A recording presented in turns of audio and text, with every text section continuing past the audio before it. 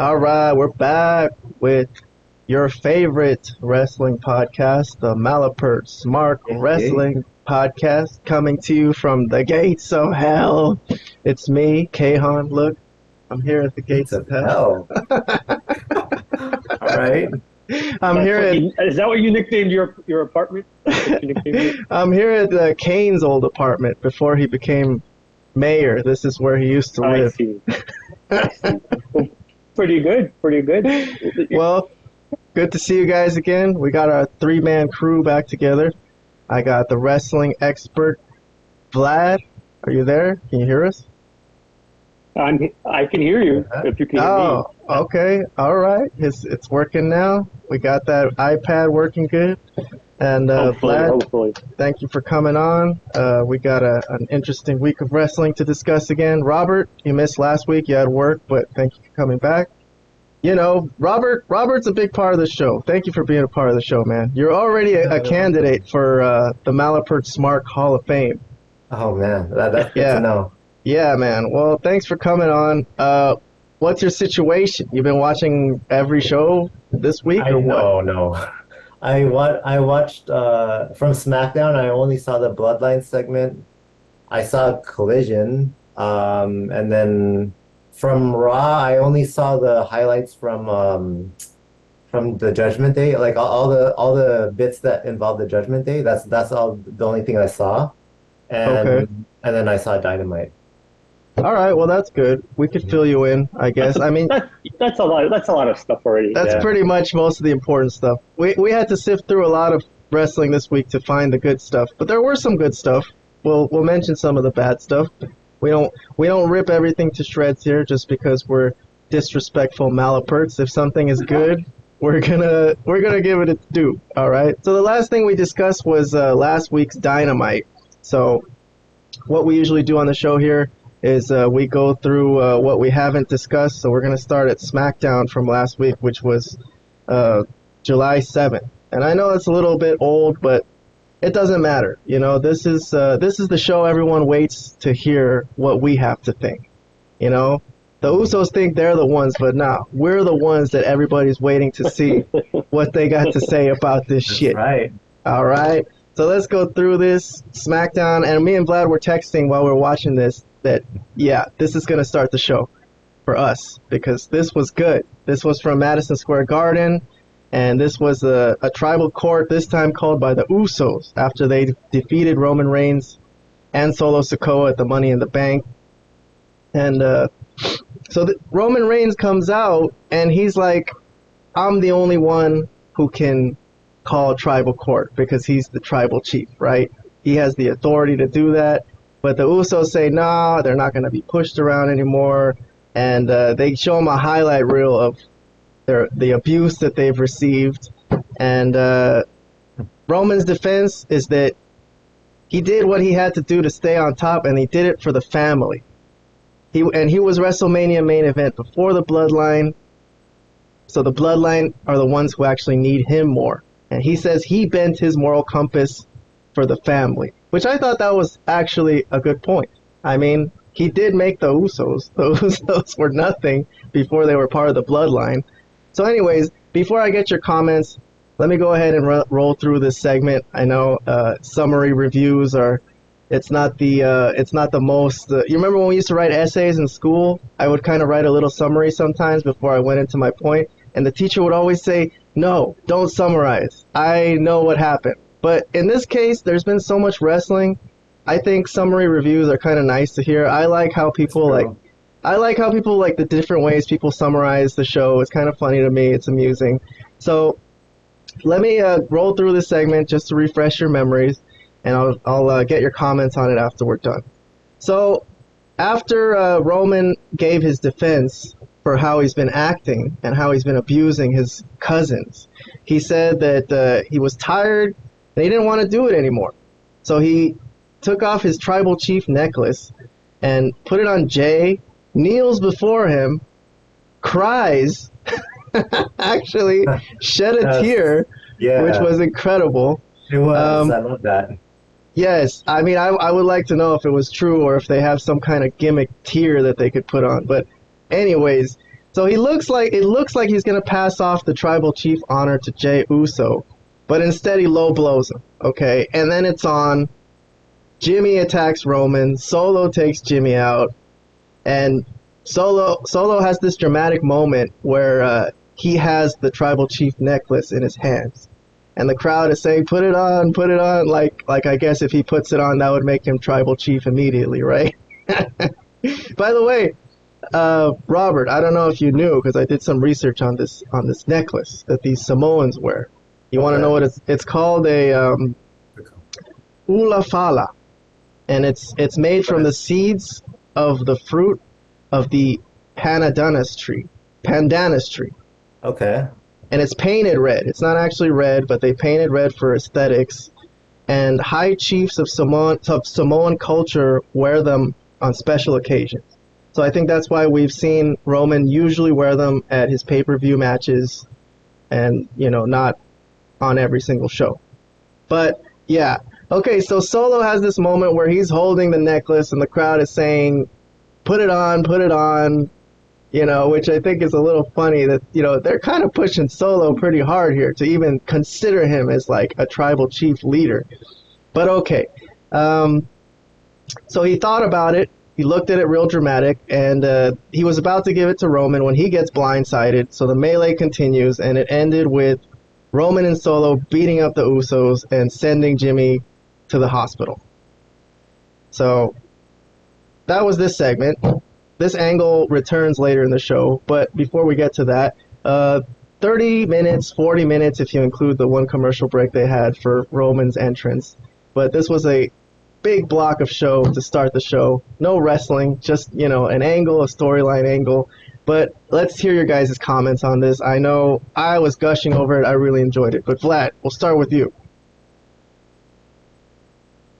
This was great. What else can you say? I don't want to take up too much time, but this was so entertaining. This angle has been great from the beginning, and even though I had some issues like post WrestleMania, like how is this going to continue? Where's it all going to go? It's been really good. Can you guys hear me, by the way? Yeah, we can see you. Yeah, we hear you. Oh, okay. Just I wasn't sure.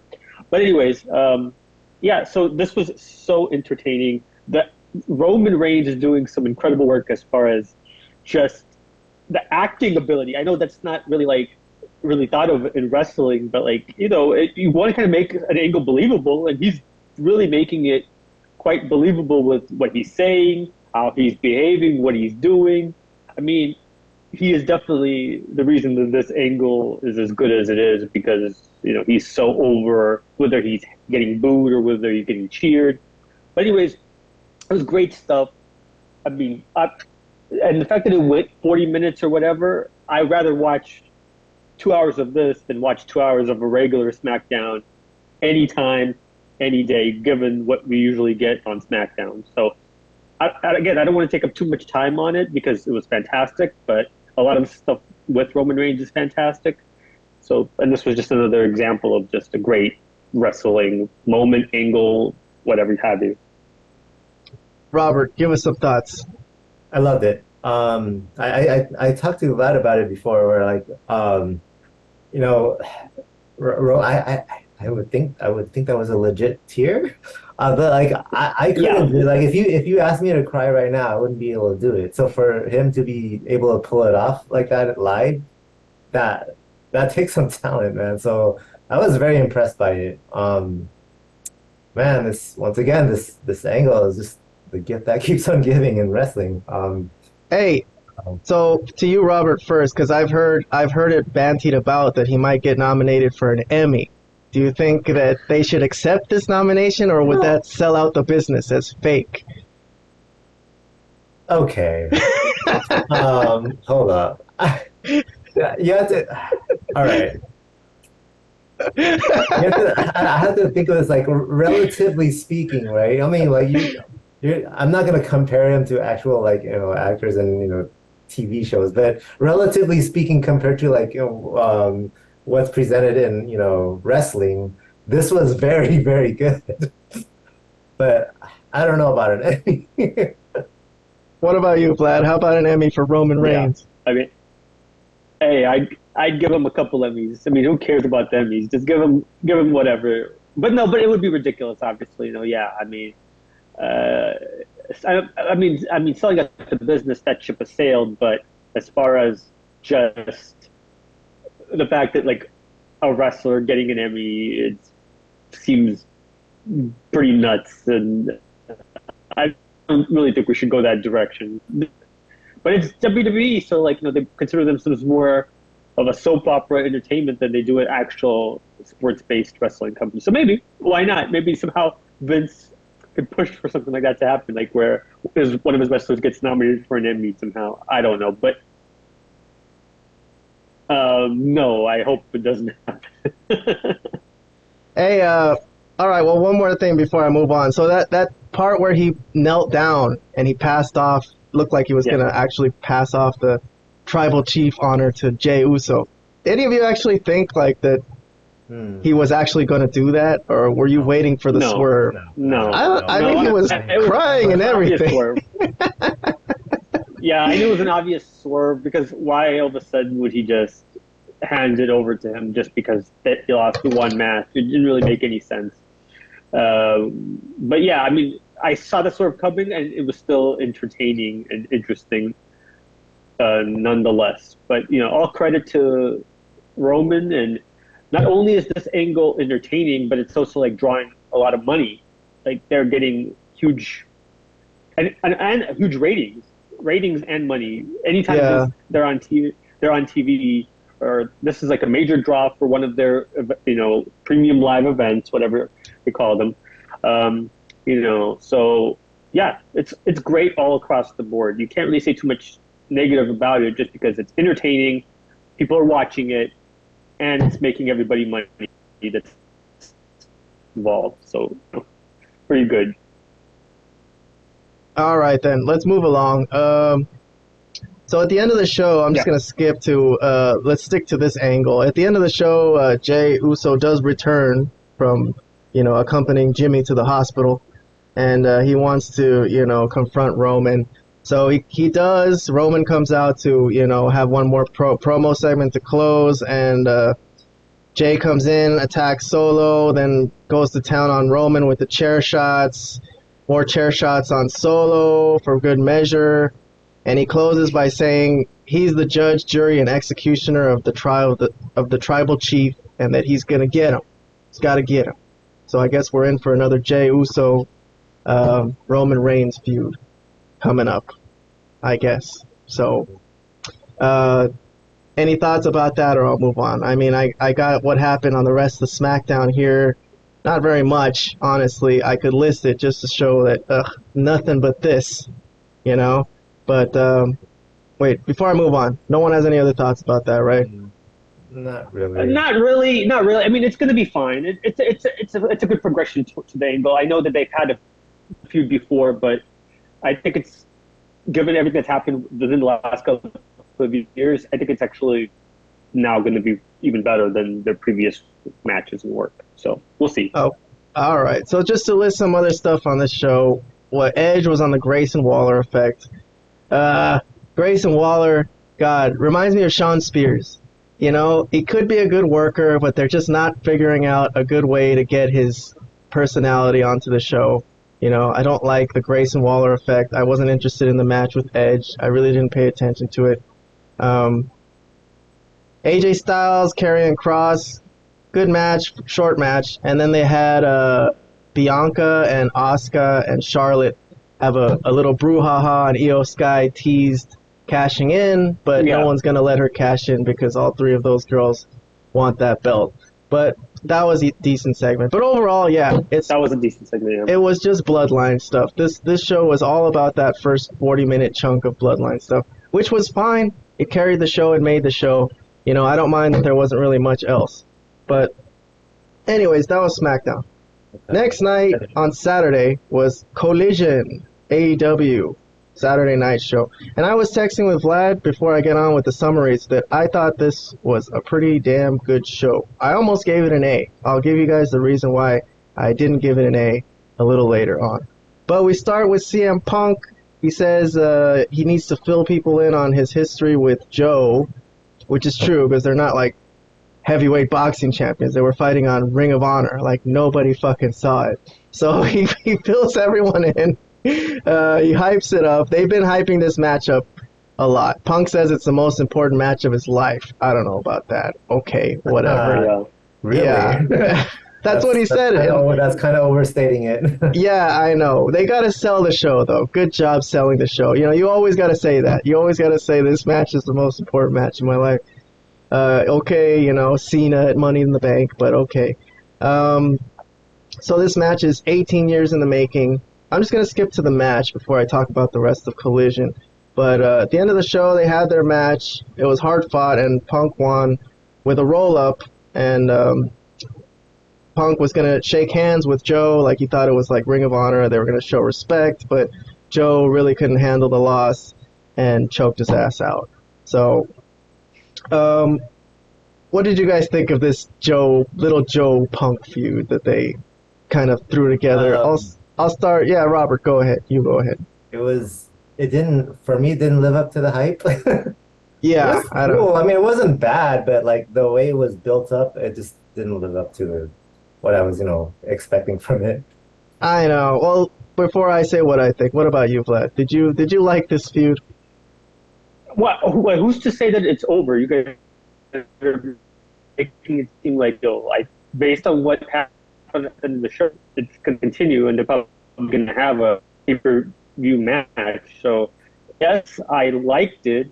I thought it was fun. I think they'll have a better down the line. I don't think they need to give it all away at the weekly televised show that they have, especially if they're planning to do it again. So I thought it was a good, solid match. I thought, obviously, Punk going over is the right decision, but if they could do some kind of squeak finish where Joe wins, I wouldn't have been against that either. But either way, they should have continued it because I think there's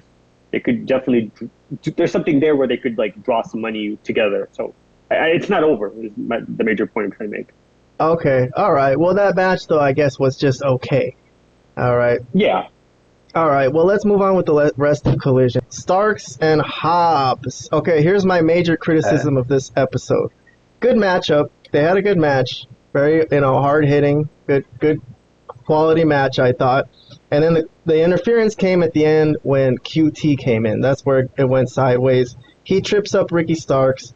Ref is distracted with QT, but Hobbs hits his finishing move and gets the pinfall. But QT is pleading with Aubrey Edwards to turn around and count the pin. And Kevin Kelly had the best line of the night. He goes, QT is trying to tell her, but QT has no credibility. No referee will ever listen to him. So I love this commentary crew. Never thought I'd hear Desmond Wolfe or what's his name? Nigel McGuinness. Nigel McGuinness. Yeah. Never thought he would be color commentator on a major show from when I remember him in TNA. But man, this commentary crew makes this show, the whole look of it, the seriousness of it, the fact that they have more serious wrestlers. This, to me, was a pretty damn good episode. But this was the chance for Hobbs to take out QT and leave QTV, and the crowd would have popped huge. They were waiting for it so bad. It was right there for the taking. Kind of like Cody Rhodes winning at WrestleMania. This should have happened right here. And that would have made this show an A show to me. Because with the match, with the tag team eliminator match that came later, with the Punk and Joe, if they had this happen, I think it would have been a pretty damn solid show overall. But it didn't happen, and what's her name? Harley Cameron steps in front of Hobbs and saves QT Marshall's life. I would have popped huge for Hobbs to have wiped out QT Marshall there. I don't know. Did anyone else get that thought, or no? Was I the only one? Well, I don't want to say you were I don't want to say you were the only one that thought that he should, yes, beat the crap out of QT, but I also don't think he should have ever been with QT to begin with. So it's a double-edged sword. But I don't know what they're doing with Hobbs. I remember they had those. I don't want to spend too much time on it. I know we're trying to save time, but I remember had those promos back in the day where he was like talking about his wiping blood from his house, and he was like so serious. It was looking like he was going to go places, but now I don't know what's going on with him and why he's in this silly stuff with QT and that the group of rejects. But anyways, yeah. Well, yeah. I mean, what else can you call that ridiculous group that he's got there? He's got. Yeah, Robert, were you waiting for that to happen? Were you waiting for him to leave QTV, or what? Are you fine with this whole angle? I didn't care. I just didn't care. I mean that's fair. That's fair. Well, okay. I'm gonna just cut to the end and say I was gonna give this show an A-, but because they didn't do that angle, I'm going to give it like a B+.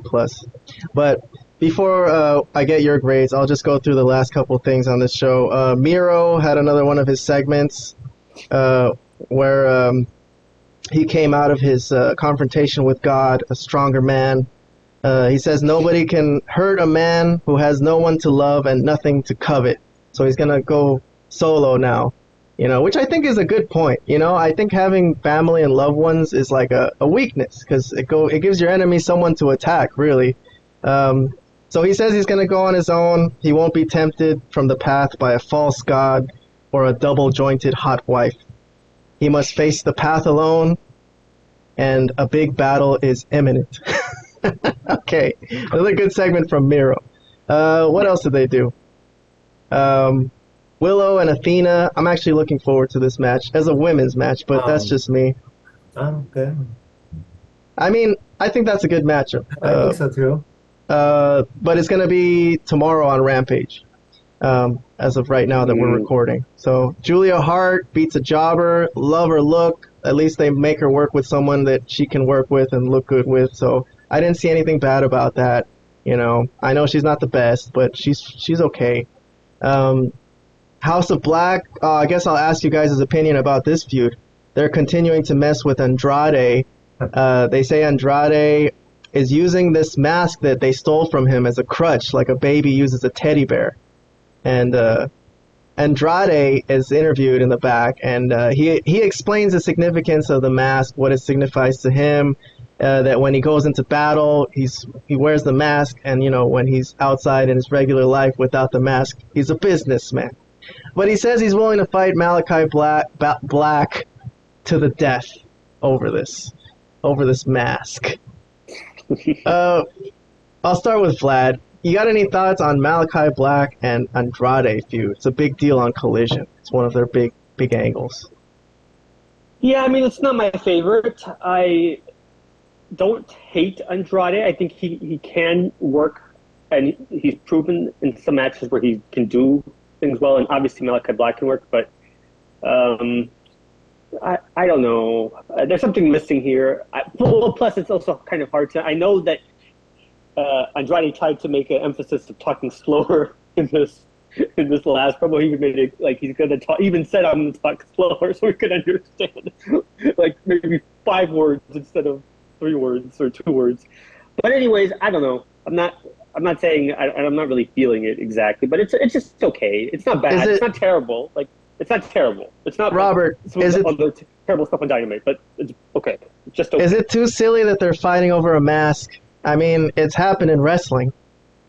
Yeah. I mean, it's not the worst angle I've seen in wrestling. So I mean, I'm not like really annoyed by it, but the people involved, I am a fan of. So at least we get some good matches with them. It's cool, but I'm not particularly fond of the angle though.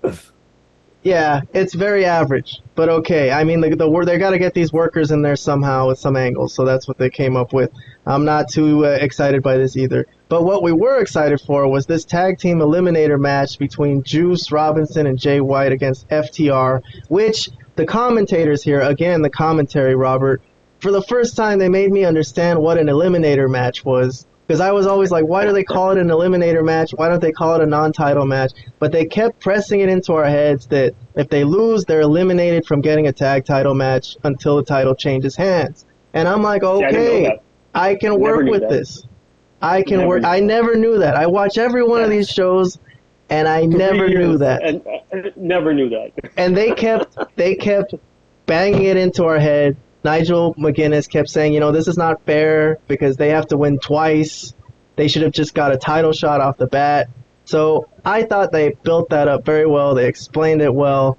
And this was a pretty much, I don't know, close to a 5-star match. I don't know if I saw anything bad about it. It wasn't the most exciting ending to it, but it was very, very, very exciting.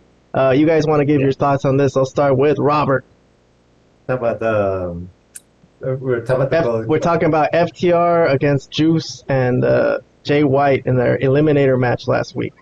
Okay. Well, Vlad already knows this because I already told him. I was watching this when I was watching this match. It was a great match in general, but I was also like in my head, I was thinking of how bad Jay White's booking has been prior to the start of Collision. They made him look really, really weak. And I've watched his run in New Japan when he was like kind of dominating everybody. They made him look really, really strong in New Japan. He looked really good. So when he came over to AEW, his booking was horrible. They made him look like trash, honestly, in my opinion. And I felt bad for like anybody who never watched his New Japan run, and this is all they had to see from him. They wouldn't know what he's capable of. So with this match, I kind of had that in mind. Like, all right, they're finally starting to make him look good. Juice Robinson too, also. So I don't want to like forget about him. So I enjoyed it in multiple levels. Because first of all, it was a great match, but then I had that in mind. Like, people are finally get to see what Jay White is capable of, and also Juice Robinson. Very impressive. Very impressive. I was very impressed with Jay White here. Liked it a lot. Vlad, give us some quick thoughts about this match. I mean, it was great. This was just... Was it a 5-star? You watched it. Yeah. I mean, to quote Dave Meltzer, it was at least 4 3/4. Okay. It was close. It was as close as you get. I mean, I didn't really think about it in those terms. If it's a 5-star match, but I just knew that it was really good. Like, to be honest, until you asked me, I didn't really think about it in those terms. Like, is it a 5-star match? Yeah. Exactly. Slightly flat ending, I think. Slightly flat ending. I mean, a very exciting run home, but I thought the ending was a little flat. Juice Robinson. Well, there was a stretch where they were doing some amazing stuff. Like last 5 minutes or last maybe 5 to 8 minutes, so good. Like, how hard they were working was incredible. Like, the stamina that it takes to actually wrestle that type of match and do what they were doing, it was incredible. But and you don't really see that on the other show, on the Wednesday show. Well, if you're gonna talk about stamina, they got 2 out of 3 falls coming up next week when they do their actual title match. That's going to be very New Japan, Robert? I'm looking forward to that. I'm really looking forward to It's going to be a great that. match. Yeah. It's going to be a great match, and not because of anything to do with New Japan. It's just going to be great. They should appreciate the work. That should be a 2-hour match. That should be like the entire show. It might be an hour for all we know. It's going to be a 3-hour show, isn't it? There's they got Battle of the Belts. Yeah, it's true. Yeah, they're going to give them some time. Now that you mention that. All right, real quick. So the other thing they had on Collision was a Shawn Spears package. They're going to give him another chance. He's one of those guys that I say good worker, but they just can't figure anything out to make people interested in him. It's tough, though. It's tough. I don't know. They're going to give him a chance. He says he's going to that dark place. The dark place that he usually goes to face off against Luchasaurus and Christian. And the last thing on the show was Scorpio Sky against Action Andretti, which I thought was a good match and a good way to make Scorpio Sky return. So I already gave you guys my grade. I said B+. I don't know if this show is too far in your rear view mirror to make a grade for it. But what do you guys think? Vlad, sorry. Did you... Oh, Vlad's gone. Oh, no. Vlad's he didn't want to give his opinion. Shit. Let's see if he comes back. All right. Let's go with Robert.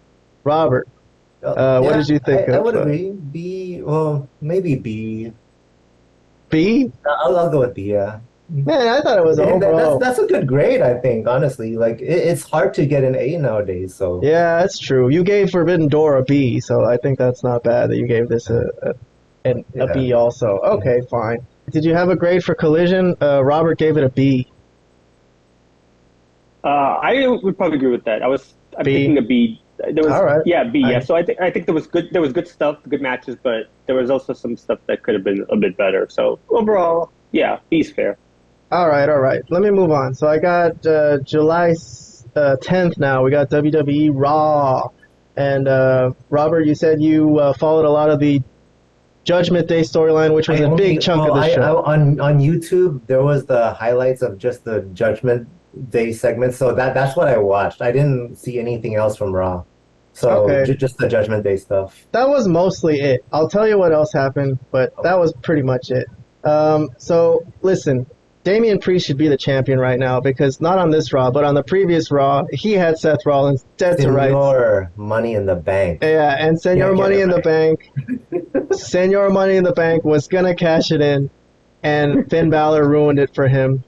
So they're a little bit at odds, even though they're in the same group. So they have some drama to sift through on this show, and so it starts off with Finn Balor coming out and saying that Damian ruined it for him at Money in the Bank, which was true. Why did Damian come out during Finn's? He should have just let him, but he wanted to be right there in case he had a chance to cash it in. It distracted Finn.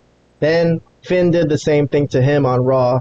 So they're kind of at odds. They don't want to talk right now, but Rhea is going to play the peacemaker and, the head of the family type of character, which I thought she was extremely impressive in this episode. Really put her over here. She was all over this episode.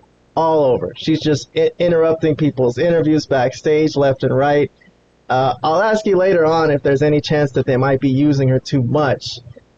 But okay. So Dominic Mysterio was slated to fight Seth Rollins on this show, and that match gets interrupted by Sammy and KO because Rhea Ripley interrupted their interview, right? So they were getting interviewed, and they're like, well, we're going to win the tag team champ. Rhea's just going to win the title from everybody. She's going to win the tag title. She's going to win the women's tag title. She's going to win everything. She also confronted the women's tag champions. She was just bossing everyone all over around this show. So anyways, Rhea put them to talk.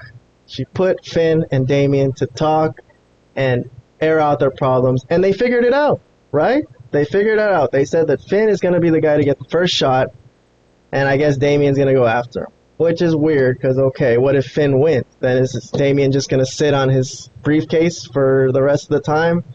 But, okay, they had a six-man to end the show. All these guys. It was Sammy and KO and Seth Rollins against the Judgment Day guys. And, no cash-in. But the Judgment Day did come out ahead in the end, and they're back together as a family. I'll start with Robert. I'll start with the question I gave you earlier. Rhea Ripley's in every segment on every show, basically. She was on NXT the next night, too. Is there any chance that they're kind of using her too much because everybody obviously is in love with her? No. I can keep using her for, I don't mind it at all. Yeah, she should be on commentary too. We'll put her on the commentary table. Make her everybody's manager. Okay, I don't know. Is there a way? Mommy is not a bad thing. Is there a way we could just put her picture like at the corner of the screen, like all the time or something, or what? Anyways, I'm not complaining either, but it is a lot of Judgment Day. Before I get through what else they threw at us on this Raw is War episode. Vlad, you got any thoughts on this whole Judgment Day angle? Finn Balor, Damian Priest, them chasing after Seth. What do you think of all this? I'm not as huge a fan of the group as maybe others are. I think individually they're pretty good. Like, I think Dominic and Rhea are great. I think Priest is good, probably would be better maybe by himself. And the same thing for Finn, I think he'd be better by himself. Like, the group is fine, but I don't know. They still come out with there's nothing really spooky about them. They come out with a spooky music, but there's not really a spooky group. They were spooky when Edge was their leader. That made more sense why they were called kind of like a Judgment Day type thing. I think individually they're fine. As a group, and plus they haven't really been booked that strong until quite recently where they're starting to win a little bit, but they've been kind of losing almost entirely for the most part, any big match that they're in. So, well, speaking of them, they're still out, yeah, but good. Speaking of them not being menacing, I was going to get to it later, but I'll mention it now since we're on the topic. They were also on NXT the next night, very heavily featured. I guess Trick Mello kind of called them out or something, so they went into pass judgment on them two guys that they confronted them. Trick and Carmelo Hayes held their ground. Didn't really seem intimidated by them. But Judgment Day I thought they seemed menacing. I mean, I don't know. I thought they did a good job putting those two youngsters over. Vlad watched NXT. I think he wasn't impressed by it. First time he's watched NXT in a long, even though they had a heavily Judgment Day featured on the show, you didn't think it was a good episode, huh? So you're not going to watch and you're not going to continue watching NXT, you say? There was one good thing to watch from it, the whole show, I would say. That was the Ilya Dragunov and Braun Breaker match, which was really, really good. That was a great match. Dragunov was such a good worker. I mean, both guys are in their own way. Like, just Braun Breaker just looks great. Like, he looks like a Steiner, like a great wrestler. But you said there's too much silliness on the show. What about Raw? Raw had a lot of silliness on the show too. What about that segment with Robert didn't see it, but they had a segment where Maxine Dupree graduates from the Alpha Academy, and they had 20 minutes where they offered her a diploma and everything. And they were, come on. I mean, that was an NXT segment pretty much. Haven't I said that Raw is one of the worst wrestling shows in all of wrestling possibly? I mean, Raw is terrible. It's a 3-hour I don't want to say clusterfuck, but it kind of is a little bit, It's not a clusterfuck. It's organized. It's just a little slow and boring. It's too long. Well, it's really long. 3 hours is too much. It's long. It is too much. A lot of fluff, a lot of filler, like that segment I mentioned. But my point is, Vlad, in wrestling in general, there's a lot of bad stuff, and we have to sift through a lot of bad stuff to get to the good stuff. And there is some good stuff on NXT. I don't see... But there wasn't enough good stuff for me to come back. I think I would watch if I knew that there would be another... I might keep an eye on Braun Breaker or maybe Ilya, or I don't really like their champion that much. What is that, Carmelo Hayes? He doesn't really appeal to me. He just looks like another guy. I don't understand why Breaker is just not dominating that whole division. What? Who's Carmelo Hayes? Listen, before I move on to the rest of Raw, like a regular guy. But that's it. Listen, Vlad, sorry to interrupt you. Before I move on to the rest of Raw, let me just get Robert's opinion about what you just said. Are you a fan of Judgment Day? So, I'm a bigger fan of them now than I was when they initially started. I didn't care for them at first, but they are sort of starting to grow on me.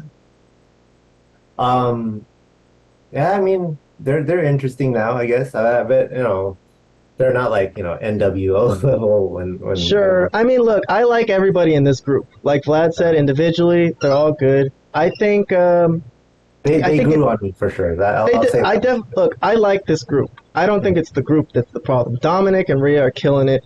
Damian's killing it. Finn, to me, is good. I like him. And I think it's the booking. It's this weird storyline with Seth, that they're trying to cash in on Seth. Seth is annoying. Seth comes in with a bowl of chicken and laughs like an idiot. So, I don't know. Maybe it's the thing that they're involved with Seth. But it was an issue. It was way before Seth. There's been an issue with the group for me from the beginning, but it was before Seth. So it's not all on Seth why this group isn't just clicking. All right.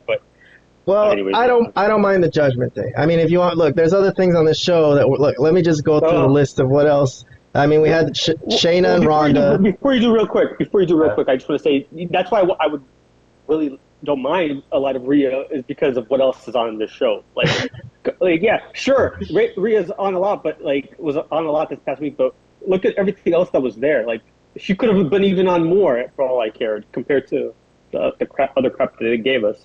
Yeah, we had. Well, I mentioned the Alpha Academy segment. Shayna and Ronda. God, I don't think anyone cares about that.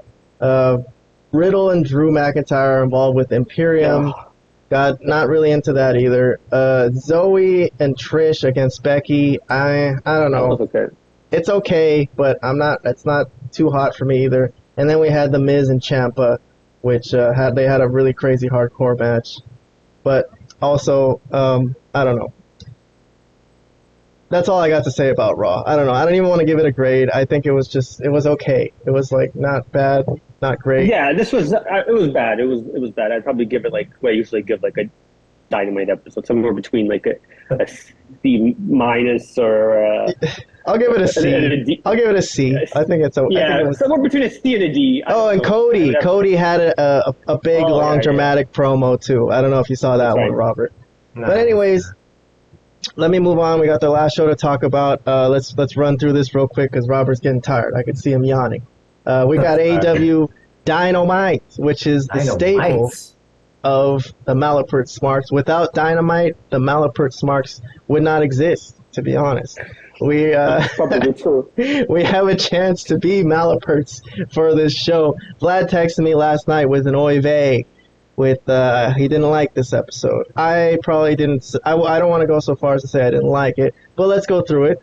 Robert, you watched this episode, right? I did, yes. Okay, so we start out with Jericho versus Komander. Interesting booking. But I will say that the one thing I liked about this match was the finish. When Komander did a flip and Jericho caught him and put it into the lion tamer. Okay, I don't know. It was decent for the audience to see Komander flip around. It was an attraction. But overall, very strange booking to start the show, right? Vlad, let's start with Vlad first. Yeah, I mean, you have to kind of like that style. I mean, once you've seen him do, I'm talking about Komander, once you've seen him do all those flips once, you kind of, it's like a circus act, like you get it, you don't really need to see it again. I mean, I know some people kind of like that wrestling style. I do not like a guy doing all of that and then still not winning a match after basically running through everything that he did. So, well, what about the fact that they booked Jericho into a match? He's been in a major angle lately. His crew is breaking up. He's getting recruited by Don Callis. So, they put him in a match to make him look good and win.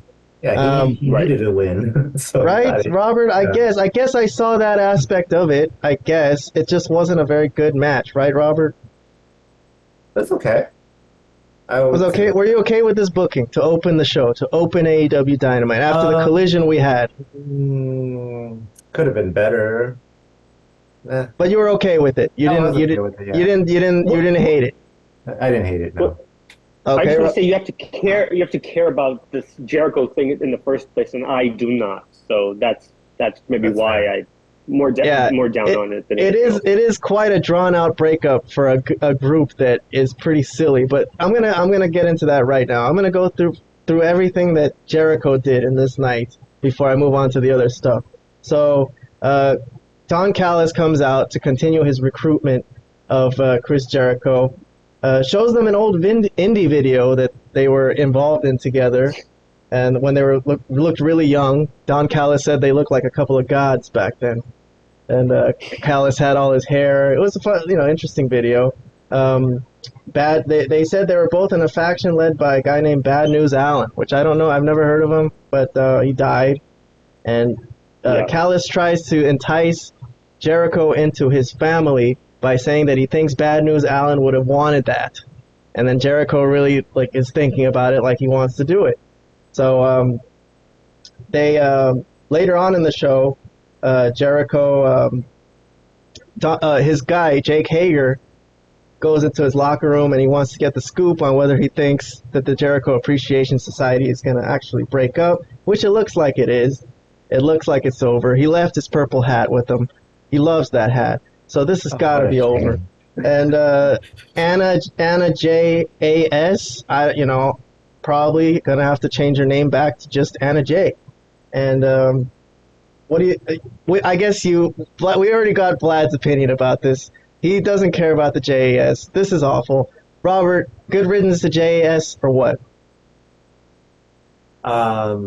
especially with Daniel Garcia around during that chance. Yes, please. Dude, I hope Daniel Garcia still wants to be a sports entertainer after he leaves the Jericho Appreciation Society, because as good as a wrestler he is, he's a way better sports entertainer in my opinion. But I just want to say real quick, the Jake Hager stuff was so ridiculous, so dumb. This guy hadn't even been on TV in months. And he was like, man, I gave up my life to be here. Like, I was an MMA. Go back. Nobody wants you here. Nobody misses you. Get out of here, man. What are you talking about? Nobody cares about this group. They're acting like Jericho. Either Jericho thinks somebody cares about this group or what. I don't even know what the heck they were talking about in this thing. I was just flabbergasted that Hager had the gall to say that, like, what's going to happen to our group and my career? Get out of here, bro. Nobody wants you on TV. Well, listen, before we move on, I'll just say that I think the premise of the Jericho Appreciation Society is a little amusing. Because don't we all want to be appreciated? Doesn't it suck when you do things for people and they don't appreciate you? It's just fucking maddening, honestly. So I kind of get him. He wanted people to appreciate him, and he put himself around people who appreciate him. Anyways, that's my thought. All right. Robert, don't you like being appreciated? I appreciate you, Robert. Well, thank you. Thank you for being on the show. You appreciate me. You see? Much nicer than not being appreciated, isn't it? Exactly. Anyways, moving on.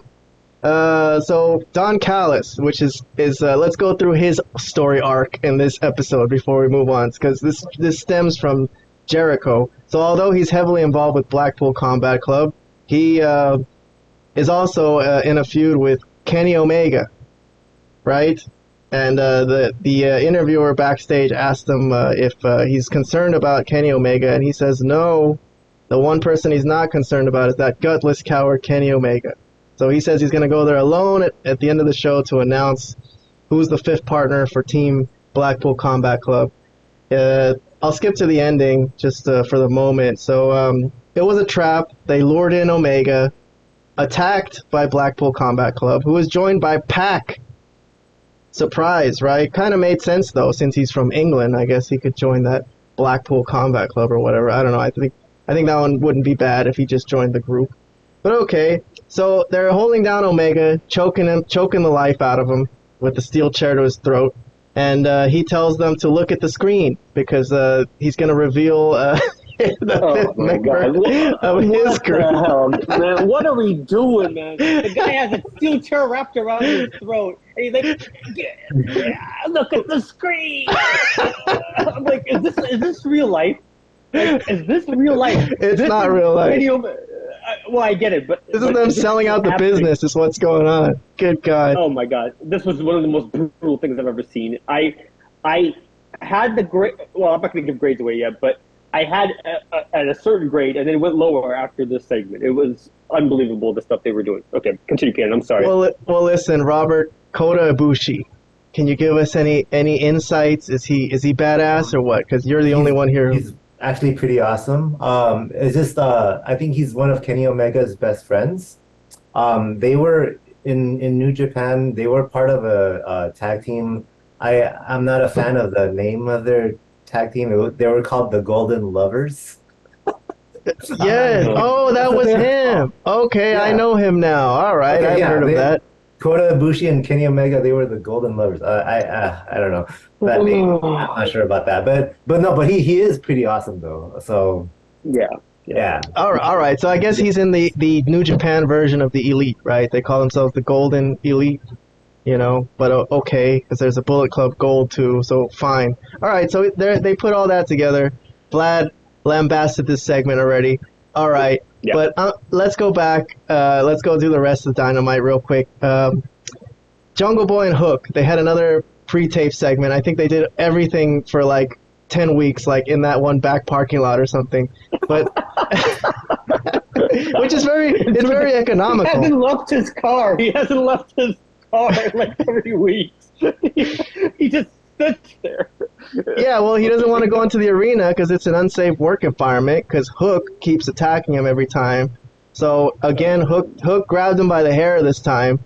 And I thought it was kind of a cool little spot where he grabbed him by the hair and then Jungle Boy elbowed him. I always liked Jungle Boy's work. I mean, when he was working with Christian, I thought the work was fucking A+. The work, the in-ring work, the fighting, the punching, the selling, you know. I'm a big fan of Jungle Boy's work. Short segment, okay, I don't have anything bad about to say about this. It wasn't one of the worst backstage stuff, like, hokiest thing I've ever seen. But I'm going to move on because that was so short. MJF and Adam Cole are hanging out at a bar. 4 chicks come by. MJF was going to break 2 off for Adam Cole, like a good friend, right? 2 for you, 2 for me. And so MJF, Adam Cole says he's very committed to Britt Baker, okay? And MJF says that's fine, you know, it's commendable. So he took all 4 of them for himself into the bathroom. Very Enrique Iglesias of him, but okay. So what happens? What happens next? Oh, Adam Cole invites him over to his house to play video games. They play Fight Forever. And MJF says it's so much more fun playing video games with someone else. And Adam Cole's like, what the fuck? You've never played video games with anyone else? He's never had a friend to play video games with. So Cole gets this like kind of poignant moment where he admits that he was gonna leave MJF laying during their tag team match and turn on him. And MJF goes, no way, I was gonna do the same thing to you. And from that moment, MJF and Adam Cole are now best friends. They admitted that they think each other is cool, and they both are now focused on winning the tag team championships. Adam Cole and MJF. Man,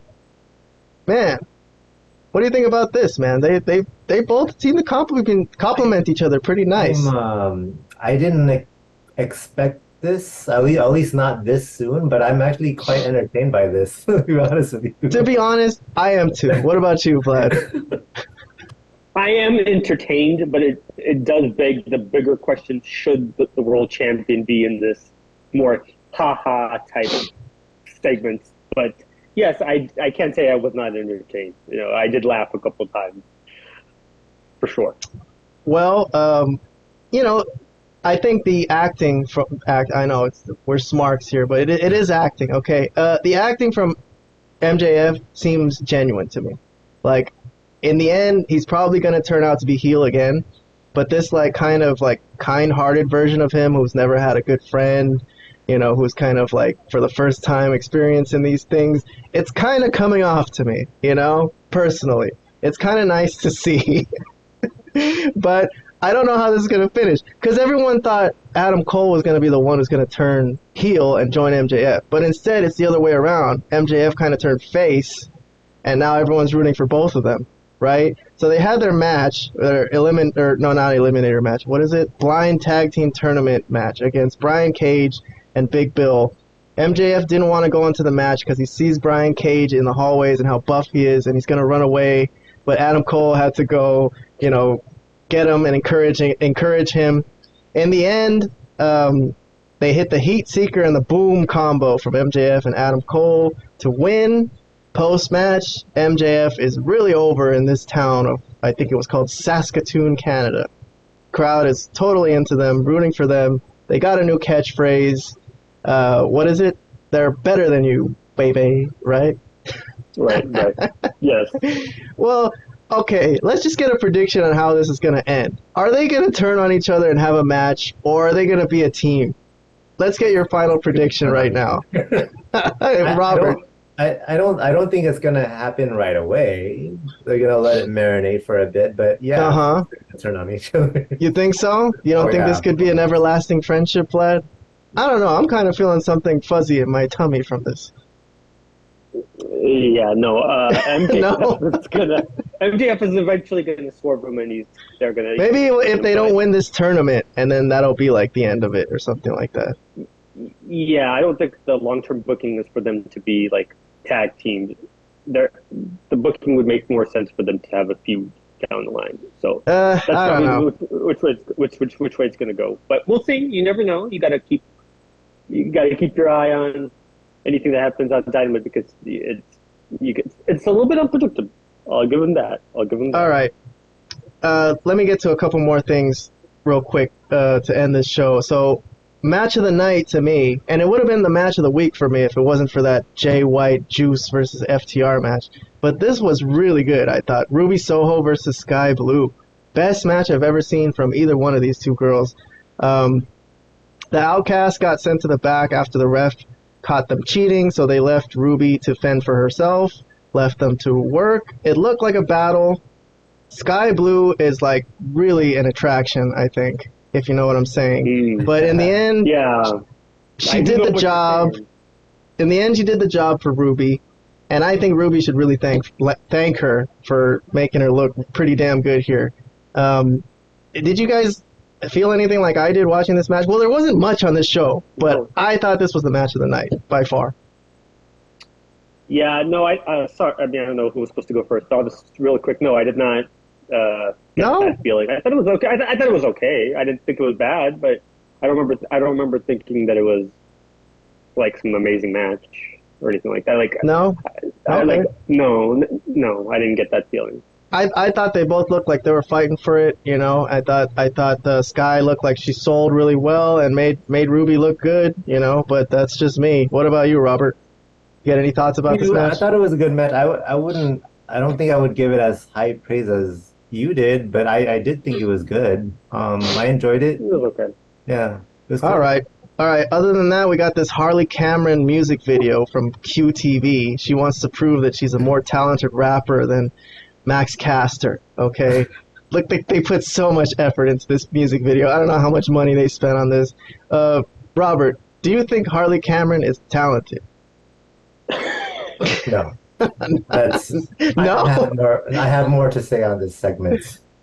I actually kind of prepared this for since the podcast started.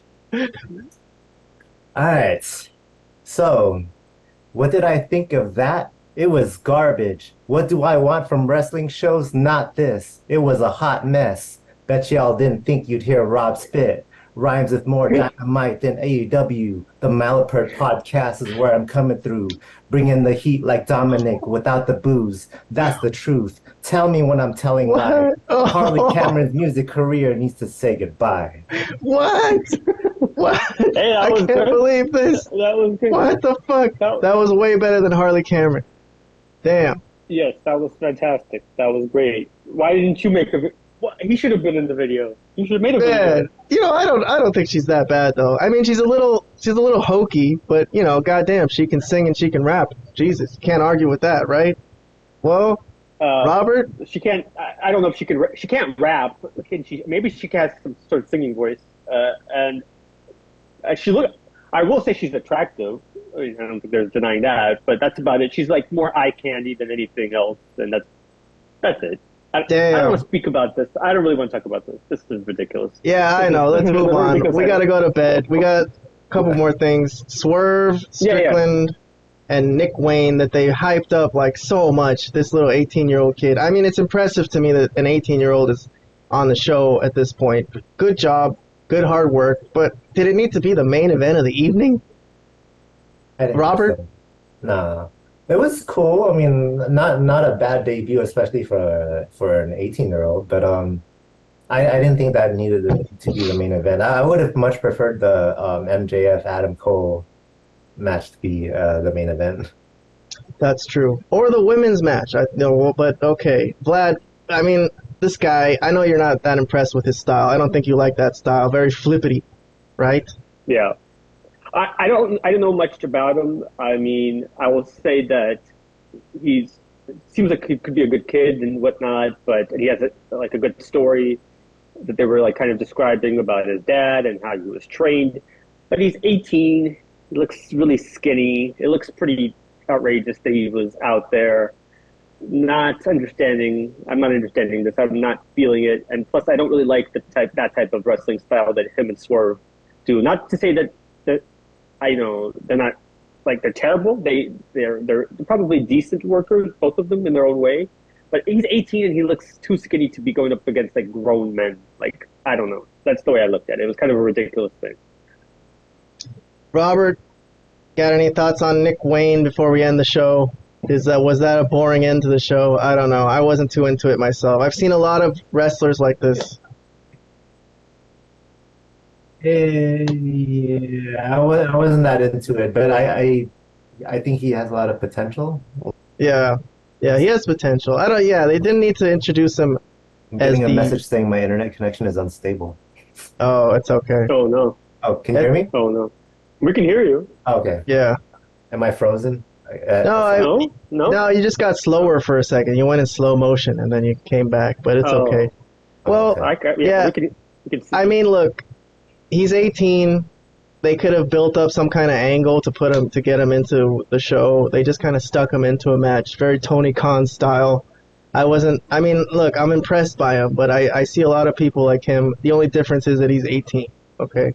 Good for him though. I'm happy for him. I think just us as a fans and analyzing the show, I think that hurt the show personally. So let's get your final grades. Vlad, you go first. Yeah, I was gonna give it like a C minus or maybe even a C, but like I said, the final segment with the elite was Yeah. one of Oh the God. again one of the most terrible things I've seen Oh God. in a while. Yeah. So And then once again. So it's going back to but it's going to the D category. It's going into the D category for that. I have to, it was going to be a C or a C minus, but it's going into the D because that was outrageously terrible. Yeah. I mean, look. That's the stuff you could get from those are the EVPs of the company. I know. I forgot to mention when we were talking about it, but yeah, the elite were waiting, I guess, somewhere around the back, and they had to wait for that video to finish, and while their friend was getting choked out and everything, and then they came out. Like, God, okay, they're selling out the business, but then there's like the theatrics just ruining the logic of the story.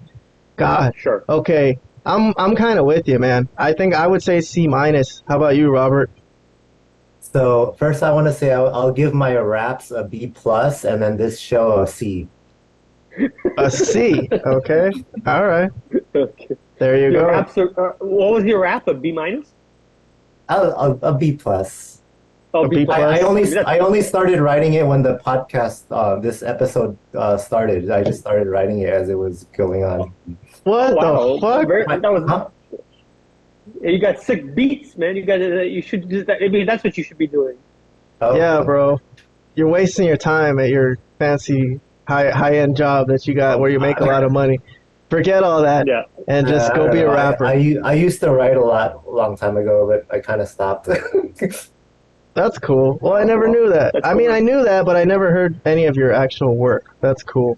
Well, listen, guys, it's getting late. Robert has to get up for work early. Let's end the show. We always have stuff to talk about when it comes to wrestling. We could go forever, but we had a lot of to talk about this week. We did a whole week's worth of shows and tried to cram it into like an hour or something. I don't know if we did a good job or not, but we hope anybody who's listening out there was entertained and maybe it helped you get through work or something. So that would be nice. But listen, thanks guys for coming on. Good show. I'll put it out by morning. So have a good night. And the next show is going to be Smackdown tomorrow. Don't miss it. All right.